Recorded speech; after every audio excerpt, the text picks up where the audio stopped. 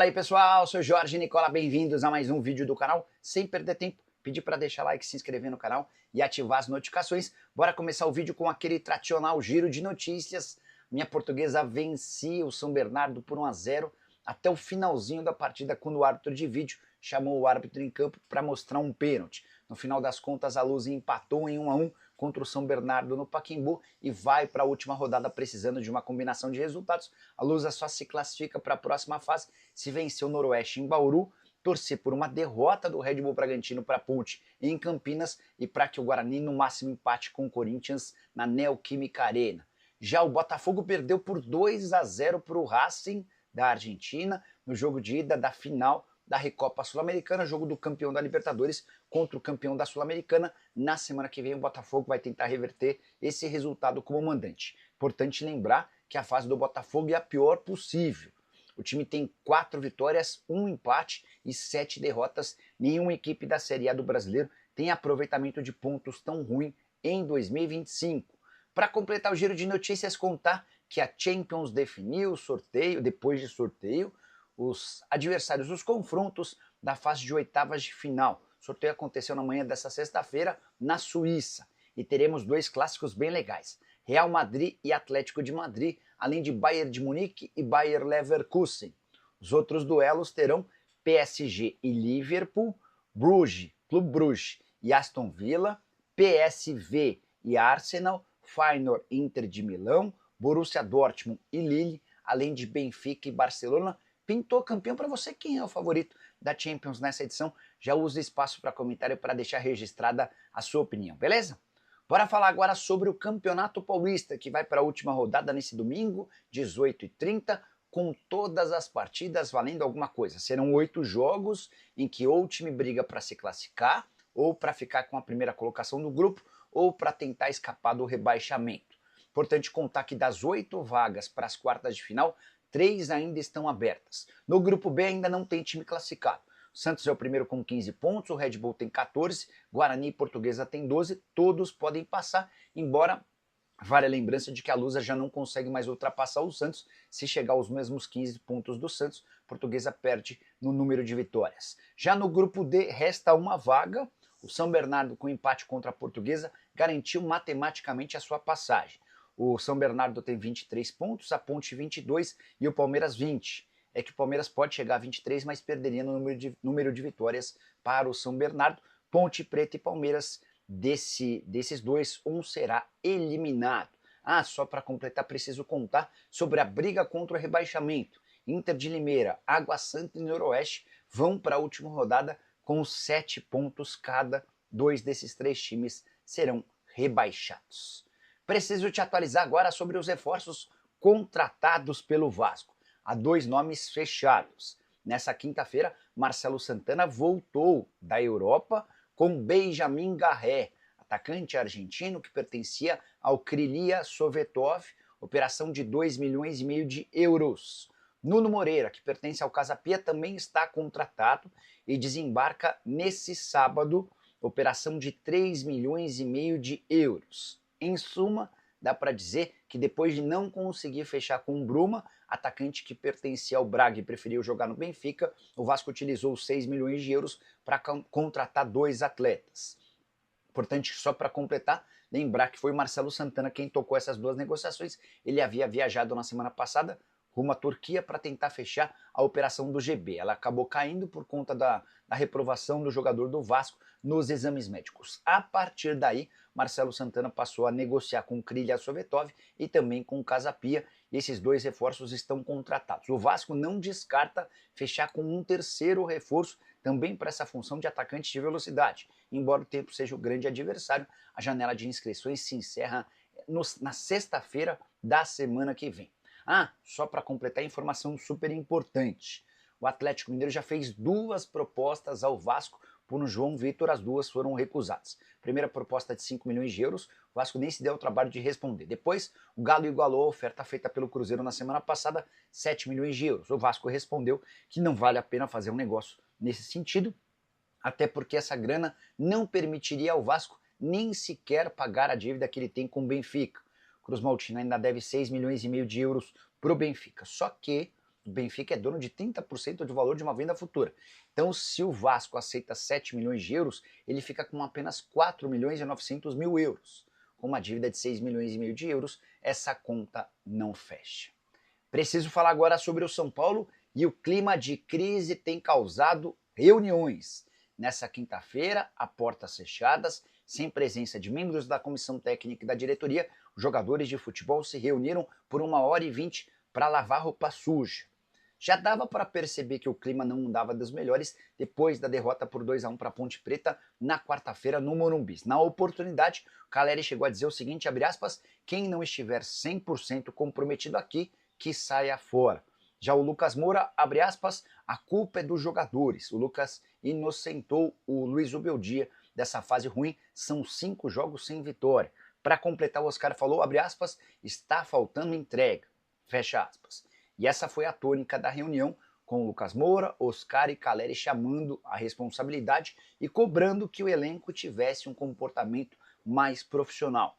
Só para lembrar que o São Paulo enfrenta o São Bernardo nesse domingo e precisa da vitória para não correr o risco de ficar atrás do Novo Horizontino, algo que determinaria um confronto único nas quartas de final contra o Novo Horizontino em Novo Horizonte. Só para completar, preciso ainda contar que nessa sexta-feira vai haver uma reunião entre dirigentes do São Paulo e membros da comissão técnica, em especial com Luiz Zubeldia. Ele não corre risco de cair, mas há uma decepção importante com o trabalho do treinador argentino que não consegue evoluir, especialmente no ano de 2025. Bora de informação exclusiva, a Juventus da Itália está tentando atravessar o Flamengo para ficar com o Jorginho, meio atacante brasileiro que se naturalizou italiano, 33 anos de idade, tem um acordo verbal para jogar no Fla a partir da metade do ano. Mas ele não quis assinar o pré-contrato com o Flamengo e segue à disposição do mercado. A informação que eu tenho é de que o Thiago Motta, o técnico da Juventus, gosta demais do Jorginho. E o fato de ter se naturalizado italiano, permitindo ao Jorginho não ocupar vaga de estrangeiros, o torna um reforço super interessante na mira da Juventus. A primeira rodada de conversa já aconteceu. Também chegou à Juventus a informação de que a esposa do Jorginho não gostaria de voltar ao Brasil. Ela seria um trunfo para a Juve nessa disputa com o Flamengo. O rubro-negro assegura que o Jorginho deu sua palavra e que vai cumpri-la assim que o contrato com o Arsenal acabar em 30 de junho. Mas essa novela, ao que parece, terá que durar mais alguns capítulos, semanas, meses, né? A gente só vai ter uma definição um pouquinho mais perto do fim da temporada europeia, quando o Jorginho terá a chance de assinar esse pré-contrato, seja com o Flamengo ou com a Juventus da Itália. Só para completar as notícias em relação ao Fla, Felipe Luiz segue sendo bastante elogiado. Renato Gaúcho deu uma entrevista a um podcast assegurando que desde a época em que ainda era jogador, Felipe Luiz era do cara super estudioso, que queria saber tudo sobre o adversário. Segundo o Renato Gaúcho, Felipe Luiz tem potencial para em breve se tornar técnico da seleção brasileira. Bora falar agora sobre a verdade em relação ao fico de Matheus Pereira. O meio atacante do Cruzeiro decidiu recusar na última hora a proposta do Zenit. Houve quem dissesse que existiu problema com os exames médicos. Matheus foi submetido a exames numa clínica em Belo Horizonte antes do que seria a assinatura do contrato. Entre Cruzeiro e Zenit estava tudo certo, 18 milhões de euros fixos, mais 2 milhões de euros em bônus. Problema zero com os exames médicos, Matheus Pereira está apto para jogar. O que pegou foi que na hora de assinar o contrato, o Matheus não gostou de algumas condições das bonificações. Ele exigiu algumas mudanças, não houve tempo hábil para que isso fosse concretizado e o acordo foi desfeito. Não houve tempo hábil para a assinatura do vínculo. A janela de inscrições na Rússia se encerrava nessa quinta-feira, dia 20, às 17h59 do Brasil, 23h59 da Rússia. A grande pergunta que fica é: existe a chance de Matheus Pereira ser negociado com um clube brasileiro na próxima semana? Ou até o dia 28, quando se encerra a janela de inscrições por aqui? Já havia contado para vocês que o meio atacante colecionou problemas com alguns atletas do Cruzeiro, com o CEO do clube, o Alexandre Matos, teve também uma discussão com o Pedrinho BH. Só para completar, é importante lembrar que o novo técnico do Cruzeiro, Leonardo Jardim, foi aquele que afastou o Matheus Pereira do Al Hilal quando ambos jogavam juntos na Arábia Saudita. Perguntei para duas pessoas diferentes do Cruzeiro sobre a chance de Matheus Pereira ser negociado com clubes brasileiros e a resposta foi super evasiva. Imagino, uma impressão minha, que se alguém chegar com a mesma oferta do Zenit, 18 milhões de euros fixos mais 2 milhões de euros em bônus, pode haver acordo. Preciso te contar agora sobre o clube brasileiro da Série A com maior invencibilidade no futebol atual. Você tem alguma resposta? Acertou quem citou o Vitória. Time comandado pelo Carpini não perde há 17 jogos. São 10 vitórias e 7 empates nesse período. Das 17 partidas sem derrota, 12 na atual temporada. Alguns resultados super interessantes, como o triunfo contra o Fortaleza nessa quarta-feira pela Copa do Nordeste no Castelão, vitória por 2-1. O trabalho do Carpini no Vitória é excelente. Ele havia assumido o Vitória muito ameaçado de rebaixamento. Vitória conseguiu decolar e terminou o Campeonato Brasileiro de 2024 em alta. O time foi melhorado em relação à temporada passada, com alguns acréscimos importantes. A folha também foi levemente aumentada, de 7 para algo na casa dos 8 milhões de reais por mês. Ainda assim, bem abaixo do Bahia e do Fortaleza, os clubes mais ricos e estruturados do futebol nordestino no momento. De qualquer forma, o Vitória é líder do Campeonato Baiano, tem a melhor campanha e acaba de bater o Fortaleza na condição de visitante na Copa do Brasil. Na Copa do Nordeste, perdão. Gostaria de saber a sua opinião sobre o trabalho do Carpini, que já havia feito excelente trabalho no Água Santa, vice-campeão paulista, assim como no Juventude. A passagem dele pelo São Paulo é que não foi das mais proveitosas. Preciso falar agora sobre o Corinthians e a possibilidade de Omar Alderete, zagueiro paraguaio de 28 anos de idade, virar reforço. Confesso que assim que li essa notícia, desconfiei. Só para lembrar que o Cruzeiro passou semanas negociando com o Getafe a contratação desse atleta e não conseguiu avançar por conta das condições financeiras. Jogador avaliado em 5 milhões de euros, o Cruzeiro chegou a oferecer 7 e não houve acordo. Fui pesquisar com o pessoal do Corinthians se de fato esse nome interessa. A informação que eu recebi é de que o Alderete é super bem avaliado. Afinal de contas, o zagueiro é titular da seleção paraguaia, muitas vezes barrando o Gustavo Gomes, mas a chance de negócio é praticamente zero. E a questão financeira é o grande impeditivo. Vale a lembrança de que o Corinthians não conseguiu fechar com o Angeleri, lateral esquerdo que está no mesmo Getafe, completamente encostado. O Getafe até topa fazer negócio com o Angeleri, mas queria alguma compensação financeira pequena, baixa. Hoje o jogador está avaliado em 700 mil euros.